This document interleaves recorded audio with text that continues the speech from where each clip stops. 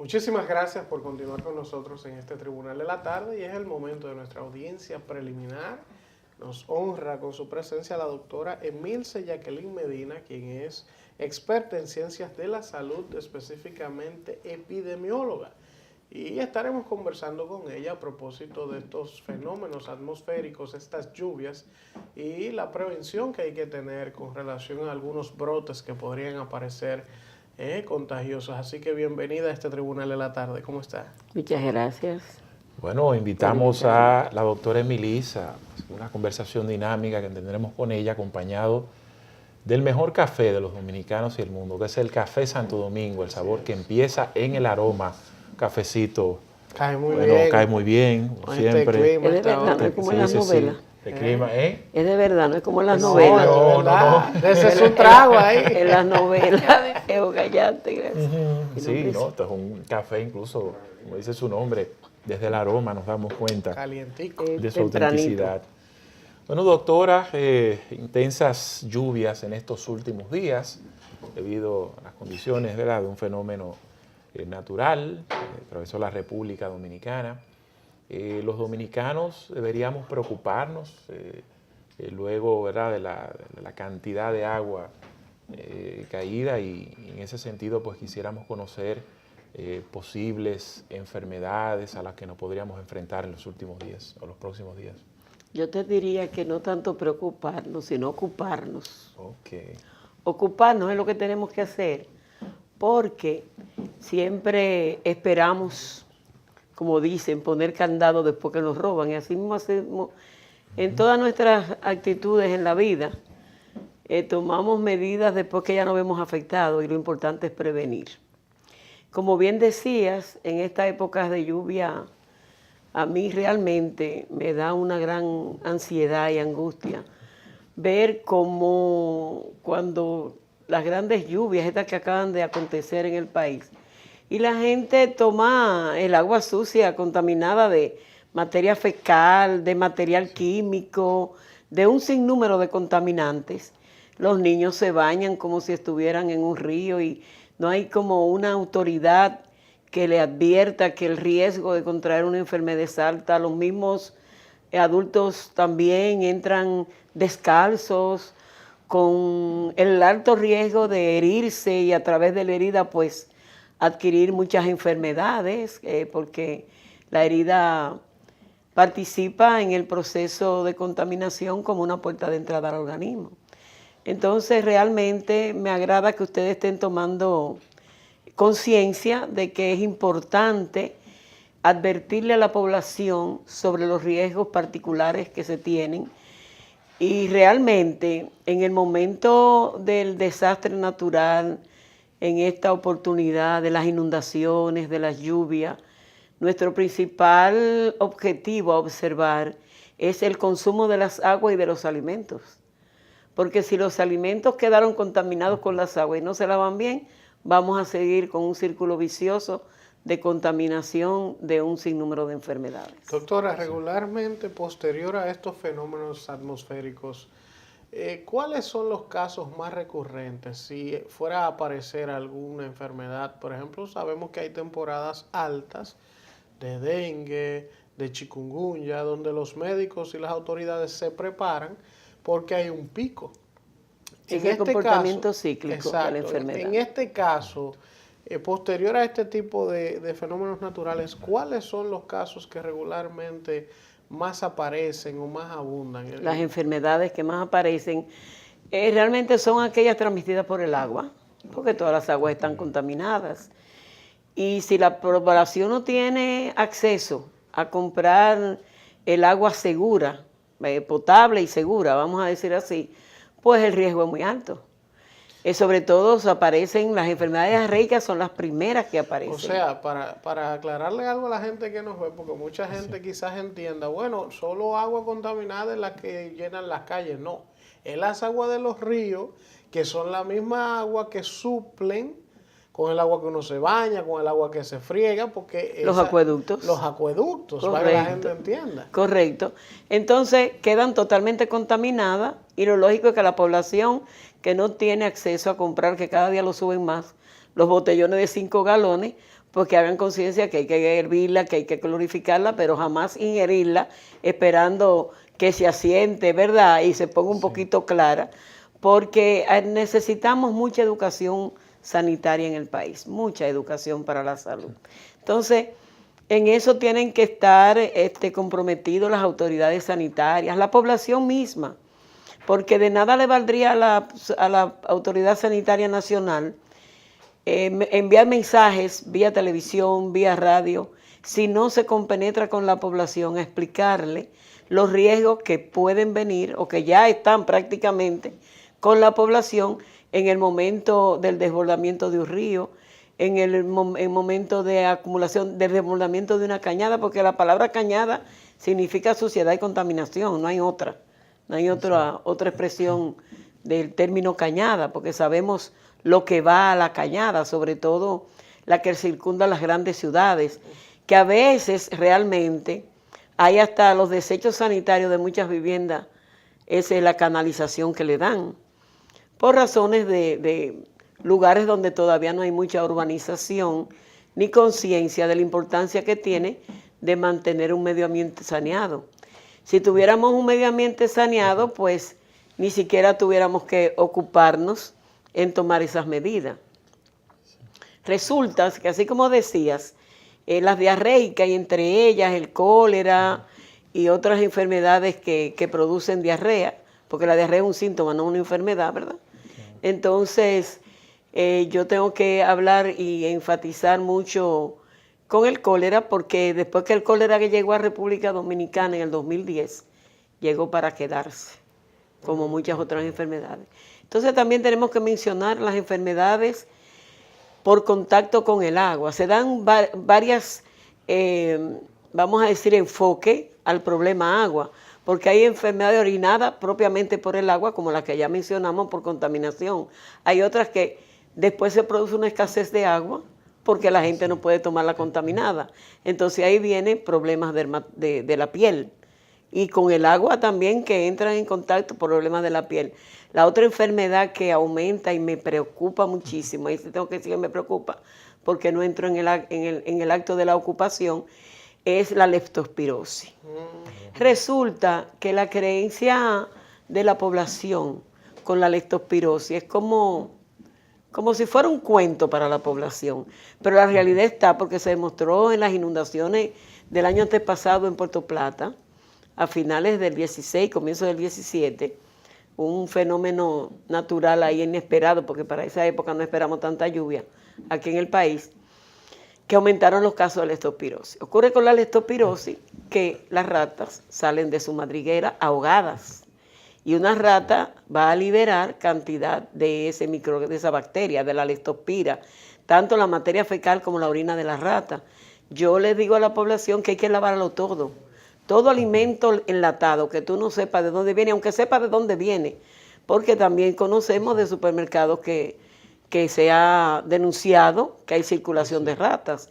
Entonces, eso es otra observación, porque la leptospirosis no va a entrar solamente por la herida en la piel, va a entrar también por la boca con alimentos contaminados, manejados con el agua que realmente está no apta para el consumo humano. ¿Cómo se expresan los primeros síntomas de aquel individuo fue contaminado con leptospirosis? Con leptospirosis. Bueno, comienza con una fiebre, malestar general, dolor generalizado, dolor en las pantorrillas. Es un cuadro que la persona dice, me siento algo, estoy mal. Entonces, lo que yo no concibo es que si sigue la mortalidad, si sigue la gente enfermándose, algo está fallando. ¿Dónde estamos fallando? ¿Cómo le estamos llegando a la población para que la población haga conciencia que ya con esa cantidad de defunciones que van, tenemos que evitar que los que ya están enfermos también fallezcan? Porque el problema es el impacto que da esos efectos adversos a la salud cuando existen los desastres naturales. De las enfermedades mencionadas, ya como el caso de la leptospirosis y el cólera, son obligatoriamente tratadas por un profesional, es decir, el paciente tiene que acudir. Obligatoriamente todas las enfermedades deben ser tratadas por un profesional. la conducta de la automedicación que tenemos los países tercermundistas, diría, pero aquí yo creo que se manifiesta bastante. Mira, tómate eso, que a mí me dieron eso. Eso trae más problemas porque tu organismo va a funcionar muy diferente al mío. Entonces, hablamos de esas, de la leptospirosis, hablamos del cólera, hablamos de enfermedades de origen vectorial. En el momento que está la inundación no va a haber ninguna enfermedad de origen vectorial, ni dengue, ni chikungunya, ni zika, ni malaria. Esas vienen posterior cuando las aguas bajan, porque mientras se están desbordando los recipientes que acumulan las aguas, ahí no va a haber un huevecillo de mosquito que pueda eclosionar para que se desarrolle el adulto. Lo que tenemos que aprovechar y eliminar todos esos artículos sólidos que quedan a la intemperie, que ponen en alto riesgo a la acumulación de agua y a que la mosquito hembra vaya y deposite sus huevecillos. Doctora, una última de mi parte. La gente en República Dominicana es muy dada a automedicarse.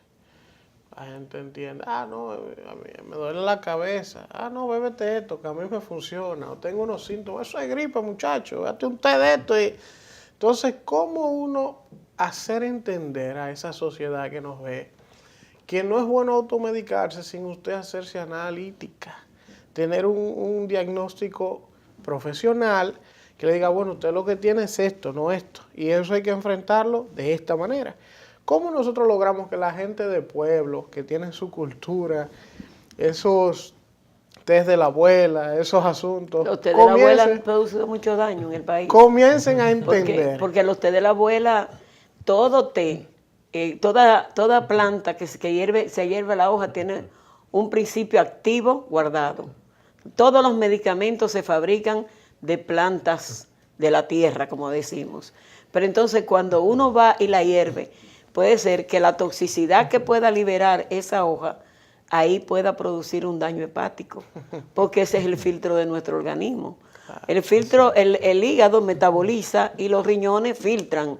Entonces viene el daño renal, el daño hepático, y la gente no entiende qué es que no puede seguir tomando hojas hervidas sin que se lo pregue. Yo diría que si no es un naturalista que sabe lo que contiene cada hoja, no debe ingerirse. Entonces hay otro aspecto importantísimo que lo mencionaste, las enfermedades respiratorias. Las enfermedades respiratorias agudas aparecen de inmediato. ¿En quién es la población más susceptible? En la población más vulnerable. ¿Quiénes son? Los muy niños y los adultos mayores. Claro. Entonces es una amplia gama de enfermedades que tenemos que comenzar a advertir a la población sin entrar en pánico ni mucho menos, donde también todavía hay muchos niños que las madres no se ocupan de completar su esquema de vacunación, con tantos puestos fijos de vacunación que hay en el país y funcionando efectivamente. Y en el programa amplio de inmunizaciones no faltan las vacunas nunca. Y cuando faltan o hay poca cantidad, pues lo informan, ¿verdad? Porque también hay que trabajar con grupos prioritarios. La otra problemática grave es lo que se produce con los desplazamientos poblacionales. El que le quedó la casa inundada, busca un amigo, busca un familiar, se desplaza. Entonces ahí viene la otra agravante, que es el hacinamiento. Muchas personas dentro de una vivienda con los fines de pernoctar, de dormir, se convierten en hacinamiento si la casa no es una casa grande, espaciosa, donde vamos a estar intercambiando a la hora de dormir la respiración, ¿verdad? Y expulsando sustancias nocivas. Entonces, esos desplazamientos poblacionales fue lo que ocasionaron en un periodo de Semana Santa, cuando entró el chikungunya en el 2014 al país. Entonces, Semana Santa, la gente con el virus incubado se desplazó hacia lugares donde no había, y ahí siembra las semillas de la enfermedad.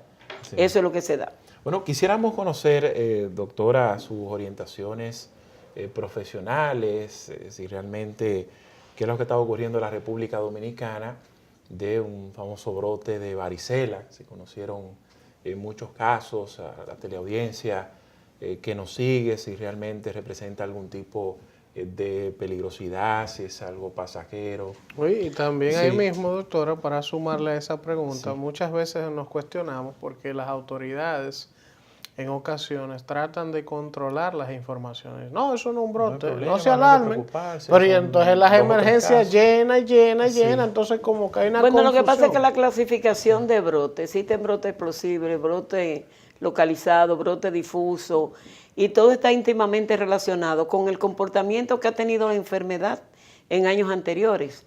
Cuando la Dirección General de Epidemiología informa que no hay brote, en estos momentos no hay brote, porque ellos tienen que comparar cuáles eran los casos en este mismo periodo de tiempo, El año pasado. el año anterior o 5 años atrás, la cantidad de referencia en años que ellos quieran tomar. Entonces, ellos expresaron que realmente no había brote, pero el número de casos continúa aumentando y ahí entra dentro de la clasificación de brote localizado, sí. La demarcación geográfica donde están apareciendo los casos es delimitada, pero si se extiende en todo el país, donde a lo mejor hace años no había un caso de varicela, pues tenemos que hablar que el brote está pues diseminándose, diríamos, o aumentando. Lo mismo pasa con la tosferina, son enfermedades que no hay razón para que en el país se den, es que no hay razón, porque aquí se ha vacunado desde los años 80 de manera persistente, constante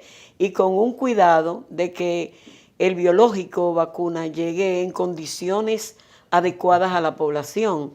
Entonces, yo creo que, como te decía ahorita, mucha educación para la salud.